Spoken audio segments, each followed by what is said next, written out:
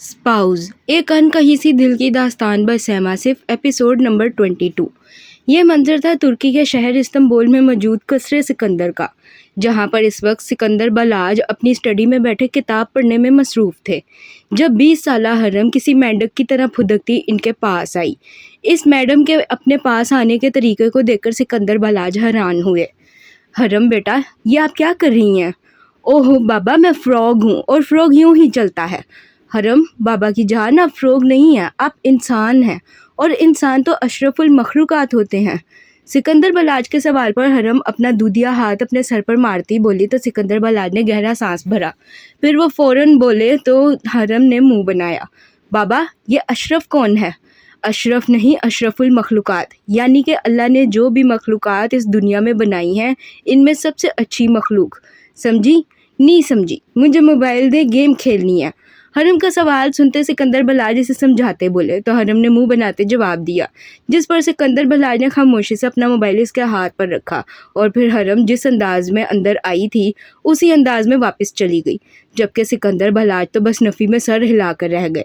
हरम मैडम का आजकल ये मामूल था, वो सिकंदर बलाज के ऑफिस से आने के बाद इनका मोबाइल गेम खेलने के लिए लेती थी, और जब सिकंदर बलाज ने कहा कि इनके पास अपना टैब है, इसमें खेले, तो मैडम का कहना था कि इसके टैब में अच्छी गेम्स नहीं है बल्कि गंदी वाली हैं, जबकि सिकंदर बलाज के मोबाइल में अच्छी गेम्स हैं। सिकंदर बलाज भी खामोशी से अपना मोबाइल दे देते थे, इस बात से अनजान कि मैडम मोबाइल पर गेम्स खेलने के बजाय उल्टे काम करती है। हरम स्टडी से निकलती भागकर अपने कमरे में घुसी और फिर बेड पर बैठती सिकंदर बलाज का मोबाइल ऑन कर गई। मैम, आपकी मैडी का टाइम हो गया है। उफ, गंदी मैडी, जल्दी दो, मैं बिजी हूँ। फुरकान की बात सुनते हरम मुंह बनाती बोली तो फुरकान ने फ़ौरन से हरम को दवाई दी। हरम जल्दी जल्दी दवाई खाती सिकंदर बलाज का मोबाइल उठाती बेड पर पड़ी चादर में घुस गई, जबकि फुरकान खामोशी से जाता सामने सोफे पर बैठ गया। फुरकान हरम का सब्स्टिट्यूट बॉडीगार्ड था। जब तक सलार छुट्टियों पर था, फुरकान को हरम की ड्यूटी पर रखा गया था। हरम मोबाइल ऑन करती जल्दी जल्दी सिकंदर बलाज का व्हाट्सएप ऑन करती, इसमें गार्ड जी का नाम लिखती सर्च कर गई। सलार के जाने के बाद हरम ने सिकंदर बलाज से जिद करके सलार का कॉन्टैक्ट गार्ड जी के नाम से सेव करवाया था, और सिकंदर बलाज भी खामोशी से सेव कर चुके थे। सर्च करने के बाद सलार की डीपी वाले कॉन्टैक्ट को खोलती वो रोज़ की तरह सलार को मैसेजेस लिखने लगी। सालार को 2 हफ्ते हो चुके थे पाकिस्तान गए, और इसके पाकिस्तान जाने के बाद से इसका तुर्की वाले नंबर का व्हाट्सएप भी ऑफ था। मगर मासूम सी हरम क्या जाने, वो तो बस यही समझती कि सालार सिकंदर बलाज के डर से कोई जवाब नहीं देता। सालार का चैट बॉक्स खोलते हरम ने रोज़ की तरह पहले सलाम लिखा और सेंड किया, फिर अपने मैसेजेस की लाइन लगा दी। I love you, I miss you, you are my heart, you are my life, you are my world, और न जाने ऐसे कितने ही मैसेजेस रोज़ की तरह वो सालार को सेंड करती। कितनी देर इसके जवाब का इंतज़ार करती रही, और फिर जब वो इंतज़ार करती करती थक गई तो सलार का चैट बॉक्स डिलीट करती, चादर से गर्दन बाहर निकालती फुरकान को घूरने लगी। आपको कुछ चाहिए मैम? गंदे अंकल, ये बाबा को देकर आओ और लाइट्स ऑफ करो, मुझे सोना है। फुरकान के सवाल पर हरम गुस्से से बोलती सिकंदर बलाज का मोबाइल इसे पकड़ाती वापस से मुंह चादर में घुसा गई, जबकि फुरकान मुस्कुराकर मोबाइल पकड़ता लाइट्स ऑफ करता स्टडी की जानिब बढ़ गया। फुरकान के जाने के बाद हरम मैडम अपने फेवरेट काम में मसरूफ़ हो गई।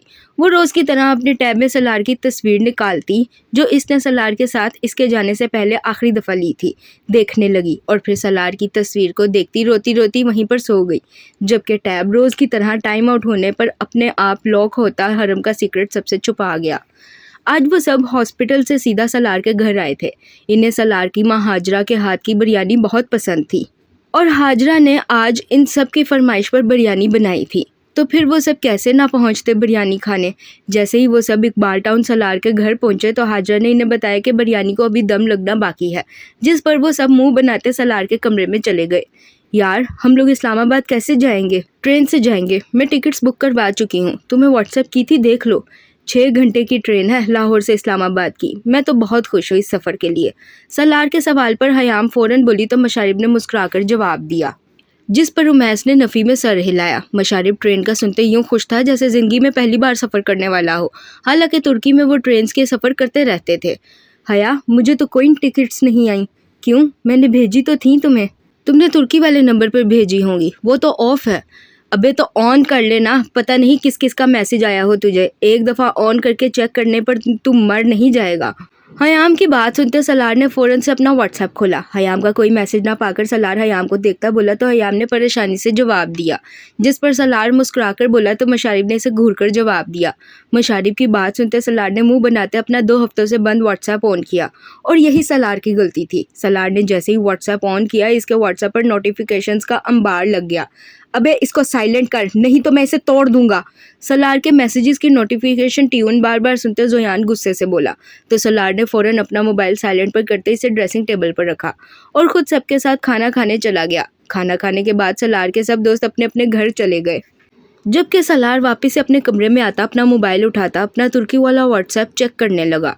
व्हाट्सएप पर इसके क्लास फेलोज, इसके गार्ड दोस्तों और न जाने किस किस के मैसेजेस मौजूद थे, मगर एक चैट बॉक्स ऐसा था जिसका आखिरी मैसेज पढ़ते सलार को सांस लेना महाल हुआ।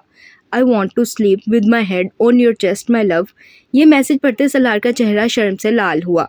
फिर सलार ने फ़ौरन से इस चैट बॉक्स को ओपन किया तो इसमें अंग्रेज़ी ज़बान में न जाने कितने ही ऐसे मैसेजेस किए गए थे और तब से किए गए थे जब से सलार पाकिस्तान आया था। मैसेजेस पढ़कर सलार जितना हैरान था, मैसेज भेजने वाले का नाम पढ़कर सलार उतना ही शौक था। सलार को जिस नंबर से मैसेजेस आए थे वो नंबर सलार के मोबाइल में सिकंदर सर के नाम से सेव था और इस नंबर से भेजे गए अजीबोगरीब मैसेजेस पढ़कर सलार का सर घूमना तो बनता था। ये सिकंदर सर को क्या हो गया है? कैसे अजीबोगरीब मैसेजेस भेजे हैं मुझे? इनकी तबीयत पता करनी चाहिए, वो ठीक तो हैं? सलार मुंह में बड़बड़ाता परेशानी से सिकंदर बलाज को कॉल मिला गया। दूसरी तरफ तुर्की में मौजूद सिकंदर बलाज जो अभी अभी ऑफिस से आए थे सलार का कॉल आता देखकर हैरान हुए, फिर मुस्कुराते हुए कॉल उठाकर मोबाइल कान से लगा गए। अस्सलाम वालेकुम सर, कैसे हैं आप? वालेकुम अस्सलाम, मैं ठीक हूँ बरखुरदार, तुम सुनाओ तुम कैसे हो? जी ठीक हूँ अल्हम्दुलिल्लाह। वो दरअसल मुझे पाकिस्तान आए 2 हफ्ते हो गए हैं तो मैंने सोचा आपको फ़ोन करके पूछ लूँ, बॉस ने जो नया गार्ड भेजा है वो काम ठीक से तो कर रहा है ना? सलार की बात सुनते सिकंदर बलाज मुस्कुराते बोले तो सलार ने मुस्कुराकर सवाल किया, जिस पर सिकंदर बलाज ने कहका लगाया, मेरे मुताबिक तो वो बहुत अच्छा काम कर रहा है, मगर हरम मैडम के मुताबिक वो गंदे अंकल हैं और ठीक काम नहीं करते, इसलिए इसके गार्ड जी को जल्द से जल्द वापस आ जाना चाहिए। बाबा, आप गार्ड जी से बात कर रहे हैं? मेरी भी बात करवाएं। लो भाई गार्ड जी, अपनी मैडम से बात करो। सिकंदर बलाज की बात सुनते सलार हल्का सा मुस्कुराया। इसे आज भी याद था कितनी मुश्किल से इसने हरम का फड्डा बंद करवाते इसे मनाया था। अभी सलार सोच ही रहा था कि इसे फ़ोन से हरम की आवाज़ सुनाई दी। फिर 2 मिनट बाद हरम फ़ौरन बोली तो सिकंदर बलाज ने मुस्कुराकर जवाब देते अपना फ़ोन हरम को पकड़ाया, जबकि खुद वो फ्रेश होने चले गए। अस्सलाम वालेकुम गार्ड जी, कैसे हैं आप? वालेकुम अस्सलाम, अल्हम्दुलिल्लाह। गार्ड जी, आप मुझे एक बात बताएं, आपको मेरी याद नहीं आती? हरम के सवाल पर सलार फ़ौरन बोला तो हरम ने मुंह बनाते सवाल किया, जिस पर सलार हल्का सा मुस्कुराया। वो कैसे बताता इस मासूम हूर को? वो तो एक एक दिन गिन रहा था वापस तुर्की जाने के लिए। आती है याद, बहुत ज़्यादा आती है। तो फिर आप मुझे मैसेज क्यों नहीं करते? मैं आपको मैसेज कैसे करूं? आपके पास तो नंबर नहीं है। सलार की बात सुनते हरम ने फ़ौरन सवाल दागा, जिस पर सलार ने अफसुर्दगी से जवाब दिया, तो बाबा के नंबर पर कर लें। मैं आपको रोज़ इतने सारे मैसेज करती हूँ बाबा के फ़ोन से और आप मुझे एक भी जवाब नहीं देते। फिर मुझे गुस्सा आता है और मैं रोती रोती सो जाती हूँ। गंदे गार्ड जी। ओह, तो बाबा के नंबर से वो मैसेजेस आप मुझे करती थी? जी मैं करती थी और आप गंदे गार्ड जी मुझे जवाब भी नहीं देते थे। मैं वेट करती रहती थी। हरम की बात सुनते सलार ने परेशानी से सवाल किया तो हरम फ़ौरन बोली, जिस पर सलार को गुस्सा आया। वो क्यों इसे इस तरह के मैसेजेस करती थी? अगर सिकंदर बलाज पढ़ लेते तो क्या होता? बहुत बुरी बात है हरम, आप मुझे ऐसे मैसेजेस क्यों करती हैं? अगर आपके बाबा पढ़ लेते तो वो कितना गुस्सा होते। ओहो बुद्धू गार्ड जी, आप फिक्र ना करो, मैं मैसेज डिलीट कर देती हूँ। What, have you lost it हरम? खबरदार जो आपने आज के बाद मुझे यूं बाबा से छुपकर मैसेज किया तो, और बाबा से छुपकर क्या, बाबा के सामने भी करने की ज़रूरत नहीं है। आप गुस्सा क्यों हो गार्ड जी? सॉरी, मैं आइंदा नहीं करूँगी। मुझे आपकी याद आती है, आप जल्दी से वापस आ जाओ ना। हरम की बात सुनते सलार का दिमाग भग से उड़ा। हाँ ठीक है, वो हरम को पसंद करता था, मगर इसका ये मतलब नहीं था कि वो सिकंदर बलाज से छुप कर हरम से बातें करे। और हरम की मैसेज डिलीट करने वाली हरकत पर सलार को गुस्से से ज़्यादा हैरानगी हुई। वो लड़की जिसे दुनिया पागल कहती थी, वो किस तरह अपने बाप की आंखों में धूल झोंककर अपने ही बाप के नंबर से इसे मैसेजेस कर रही थी, और मैसेजेस भी ऐसे जो अगर कोई पढ़ ले तो इसे यकीन आ जाए कि हरम और सलार एक दूसरे के साथ रिलेशन में हैं। सलार गुस्से से चिल्लाता बोला तो हरम ने रोते हुए जवाब दिया, जिस पर सलार को अपने लहजे की सख्ती का एहसास हुआ। तो मैं गुस्सा कैसे ना हूँ हरम, आप दोबारा मैसेज नहीं करेंगी, और अगर करेंगी तो अच्छे वाले करेंगी, जैसे फ़नी जोक्स और इसे डिलीट भी नहीं करेंगी। ओके ओके गार्ड जी, आप नाराज़ तो नहीं हो ना? नहीं, मैं आपसे नाराज़ नहीं हूँ और आई एम सॉरी, मैंने आपको डांटा ना। चलो अब जल्दी से फेस साफ करो और अच्छे बच्चों की तरह स्माइल करो और जाकर खाना खाओ। मैं 2 वीक्स तक आ जाऊंगा वापस इंशाल्लाह। ओके गार्ड जी, अल्लाह हाफिज़। सालार की बात सुनते हरम ने हाँ में सर हिलाते जवाब दिया और फिर फौरन सवाल किया तो सालार ने मुस्कुराकर जवाब दिया, जिस पर हरम भी मुस्कुराती हुई बोलती कॉल काट गई। कॉल काटने के बाद हरम फौरन से टेबल की तरफ खाना खाने के लिए गई, जबकि दूसरी तरफ सालार फ़ोन बंद करता हरम के बारे में सोचने लगा। इसे वो दिन बार बार याद आ रहा था जब इसने हरम से अपनी छुट्टियों की डिमांड की थी और हरम मैडम कैसे इसे छुट्टियां देने पर राज़ी हुई थी 2 हफ्ते पहले। ये मंजर था तुर्की के शहर इस्तांबुल में मौजूद कसरे सिकंदर का, जहां पर इस वक्त सिकंदर बलाज अपना सर पकड़े बैठे थे, जबकि इनकी 20 साला शहजादी इनके सामने ज़मीन पर लेटी नागिन डांस करती रोना मचा रही थी। सिकंदर बलाज गलती से हरम को ये बता बैठे थे कि इसका गार्ड जी 1 महीने के लिए छुट्टियों पर जा रहा है। हरम ने सुना था कि सालार जा रहा है, बस इसके आगे तो इसने कुछ सुना ही नहीं। वो सिकंदर बलाज के सामने ज़मीन पर लेटती नागिन डांस करती गार्ड जी गिरदान शुरू कर चुकी थी। सिकंदर बलाज के कहने पर फ़ाहद सालार को फ़ोन करके बोल चुका था कि जितनी जल्दी हो सके कसरे सिकंदर पहुंचे और सालार 10 मिनट के अंदर अंदर कसरे सिकंदर में मौजूद था। अस्सलाम वालेकुम सर। वालेकुम अस्सलाम।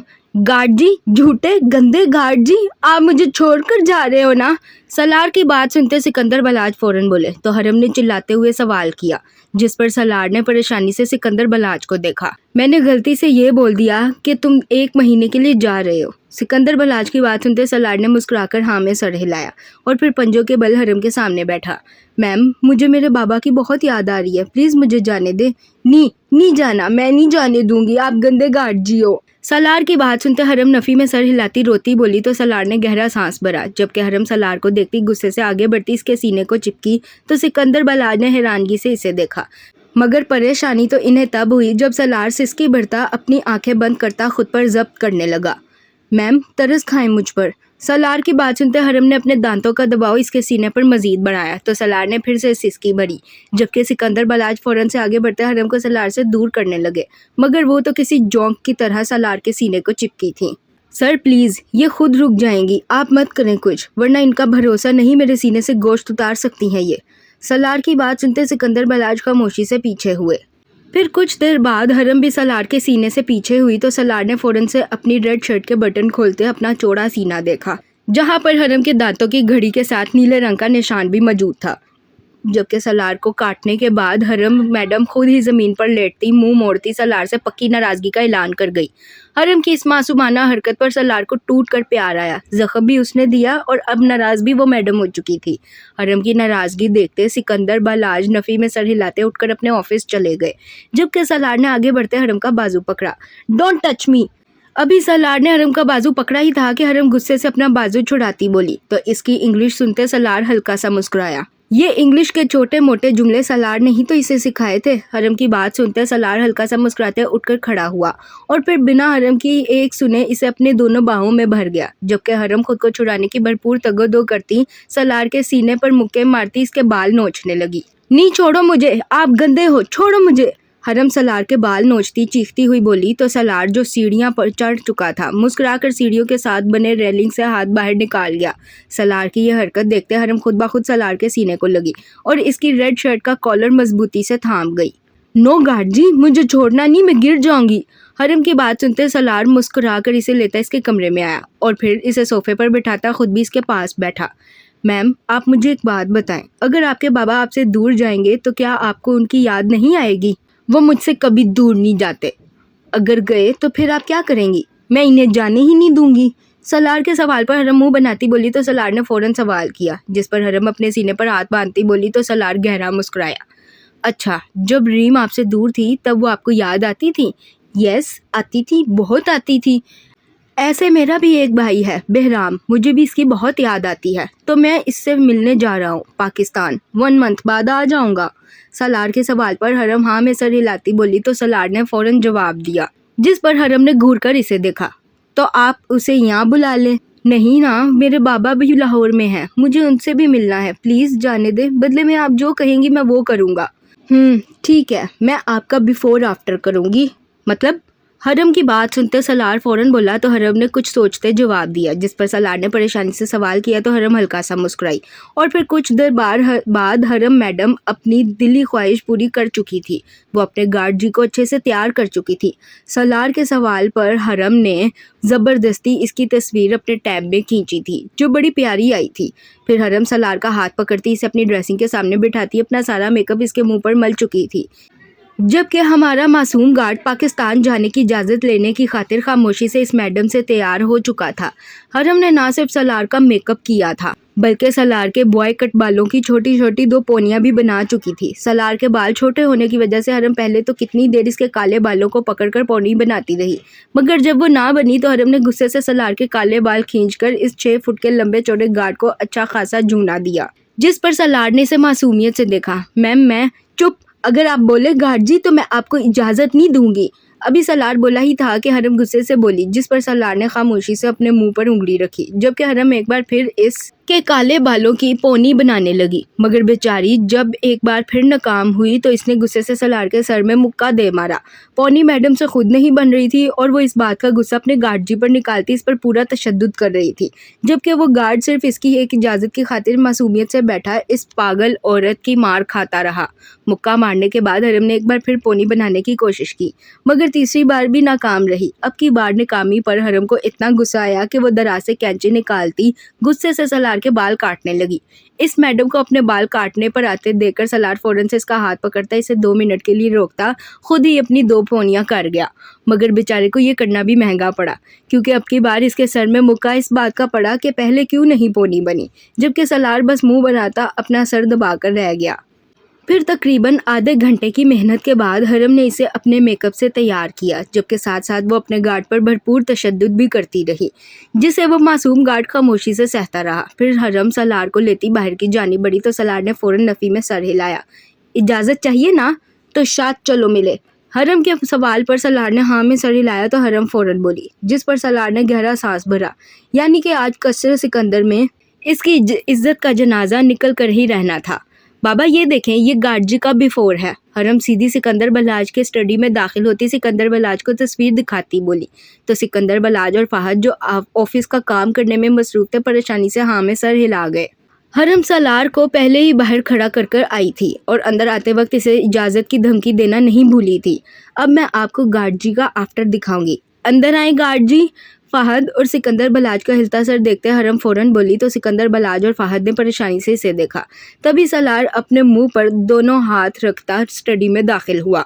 ओहो गार्ड जी, हैंड हटाएं हटाएं।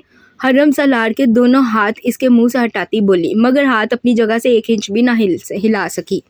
हैंड हटाएं वरना मैं आपको इजाज़त नहीं दूंगी। हरम की धमकी सुनते सलार ने फ़ौरन अपने चेहरे से हाथ हटाए तो सलार की शक्ल देखते सिकंदर बलाज और फाहद का मुंह खुला और फिर स्टडी में इन दोनों का छत फाड़ कहका गूंजा, जबकि हरम गुस्से से इन दोनों को घूरने लगी। इसमें हंसने वाली बात कौन सी है? क्या गार्ड जी अच्छे नहीं लग रहे? लग रहे हैं, बहुत अच्छे लग रहे हैं। हरम के गुस्से से सवाल करने पर सिकंदर बलाज और फाहद की हंसी को ब्रेक लगी। फिर सिकंदर बलाज फ़ौरन बोले तो हरम ने मुंह बनाया। ठीक है गार्ड जी, मैं आपको छुट्टी की इजाज़त देती हूँ और आपके जाने के बाद मैं फाहद भाई को ऐसे अच्छा वाला रेडी करूँगी। मैम मैं मुँह धो लूँ? ओके।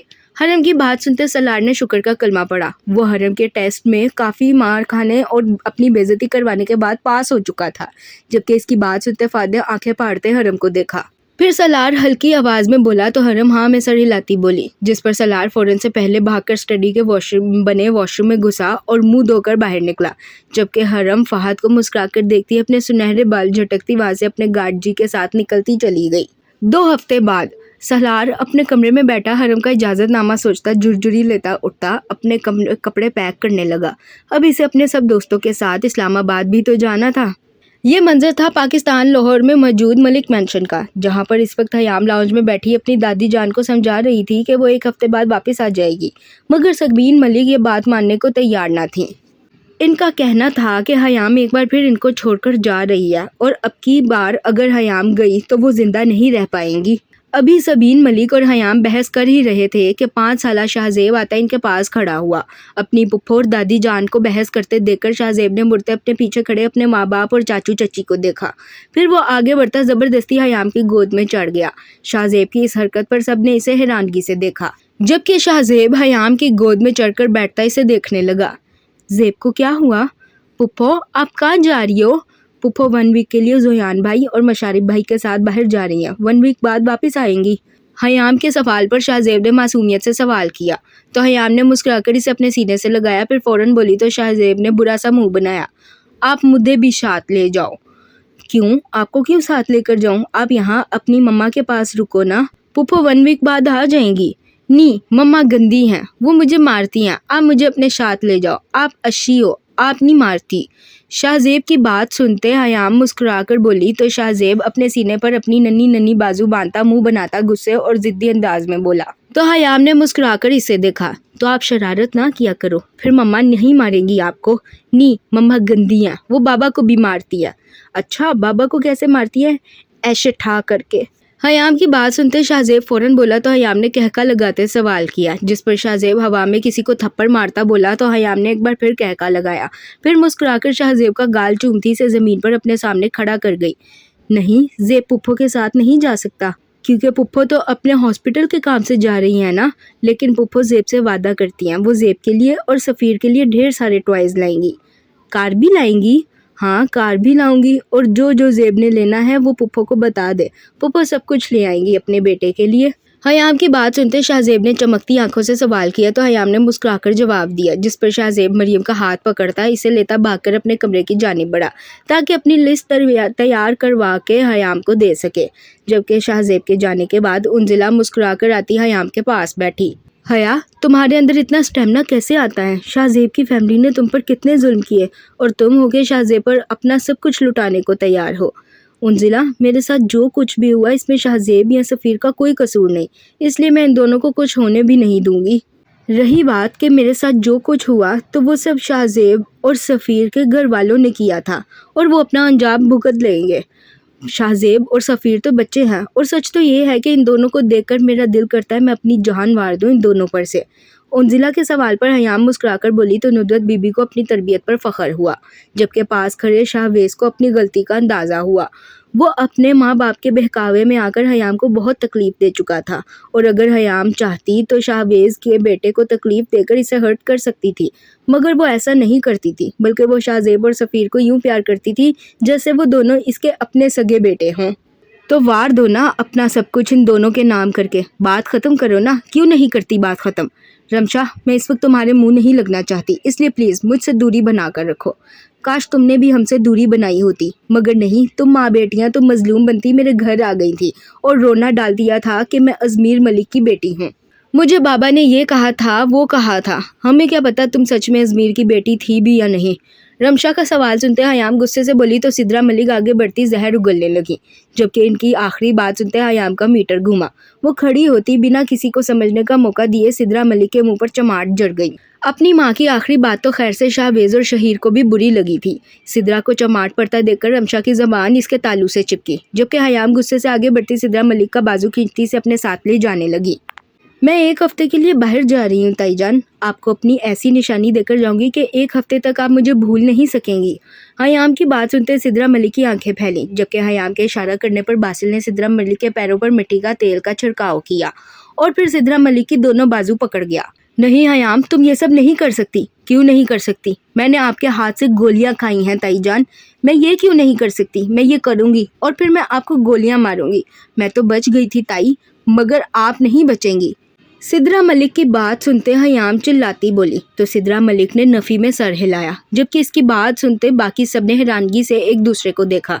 फिर शहीर और शाहवेज़ अपनी माँ को बचाने के लिए आगे बढ़े, मगर हयाम के गार्ड इसे बीच में ही रोक गए। हयाम अपने हाथ में माचिस की डिबिया पकड़ती इसमें से एक तीली निकालती जला गई और फिर इसने 1 मिनट भी ज़ाया ना किया और वो जलती हुई तीली सिद्रा मलिक के पैरों पर फेंक गई। वो तीली जैसे ही सिद्रा मलिक के पैरों पर गिरी तो मिट्टी के तेल ने फ़ौरन से आग पकड़ी, जबकि सिद्रा मलिक तकलीफ़ की शिद्दत से चीखती चिल्लाती पूरा मलिक मैंशन अपने सर पर उठा गई।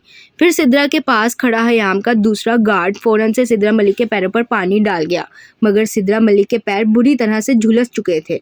आग बुझने के बाद हयाम के गार्ड फ़ौरन से शाहवेज़ और शहीर मलिक को छोड़ गए, जबकि बासिल ने भी सिद्रा मलिक की बाजू छोड़ी तो सिद्रा मलिक जो दर्द की शिद्दत बर्दाश्त न कर सकें धड़ाम से ज़मीन बोस हुई। अपनी माँ को ज़मीन पर गिरते देखकर शहीर और शाहवेज़ फ़ौरन से इसे लेते हॉस्पिटल भागे। जबकि सारा और रमशा ये सब तमाशा बस खामोशी से देखती रह गईं। आज हयाम और इसके सब दोस्त बिलाल के घर पर शाम की चाय पीने आए थे। बिलाल ने इन सब का बहुत अच्छे से इस्तकबाल किया था। चाय के साथ साथ बिलाल ने मेज़ पर समोसे, पकोड़े, जलेबियाँ और अनवा अक़साम की डिशेस रखी थीं। पिछली बार की तरह आज भी अरोमा बेबी पिंक रंग के पुराने से फ्रॉक में वाइट स्कार्फ सर पर लिए हुए थी, जबकि यमुना और लुबना ने आज अरोमा के गिफ्ट्स में से कुछ पहनने की बजाय अपने कपड़े पहनना बेहतर समझा था। पिछली बार जब हयाम आई थी तो अरोमा को एक मोबाइल और इसके साथ सिम देकर गई थी। इस सिम में इन 7 शैतानों के टोले के साथ साथ बिलाल का नंबर भी हयाम ने सेव किया था। मगर हर बार की तरह इस बार भी अरोमा के इस गिफ्ट पर यमुना कब्जा कर चुकी थी और पिछले 1 हफ्ते से यही होता आ रहा था कि हयाम जब भी फ़ोन करती यमुना ही फ़ोन उठाती और अरोमा किसी काम में मसरूफ़ है ये बहाना करती कॉल काट देती। यमुना की इस हरकत पर हयाम समझ चुकी थी कि यमुना अरोमा के मोबाइल पर कब्जा कर चुकी है और आज हयाम यमुना से बदला लेने का इरादा रखती थी। चाय का सामान ख़त्म होने के बाद सब लोग बैठे बातों में मसरूफ़ थे। जब अरोमा और यमुना को एक साथ बैठे देखकर हयाम हल्का सा मुस्कुराई। अरोमा, मैंने जो तुम्हें मोबाइल दिया था वो मुझे लाकर देना प्लीज़। वो तो चार्जिंग पर लगा हुआ है। कोई बात नहीं, फिर भी ला दो। जाओ अरोमा, लाकर दो। हयाम की बात सुनते यमुना फ़ौरन बोली तो हयाम ने अपना आईब्रो झुकाया, जिस पर यमुना कुछ खामोश हुई तो हयाम फ़ौरन बोली, जिस पर अरोमा ने परेशानी से यमुना को देखा। हमारी लड़की कंफ्यूज हो गई है, मैं लेकर आती हूँ। अरोमा को अपनी तरफ देखता पाकर यमुना मुस्कुराकर बोलती बाहर की जानिब बढ़ी और फिर 2 मिनट बाद मोबाइल लाती हयाम को पकड़ा गई। मोबाइल पकड़ते ही हयाम ने इसे घुमाकर अच्छी तरह देखा, फिर खड़ी होती मोबाइल को ज़मीन पर फेंकती इस पर अपनी पेंसिल हील मारती इसके टुकड़े टुकड़े कर गई। जबकि हयाम की इस हरकत पर सबने हैरानगी से इसे देखा।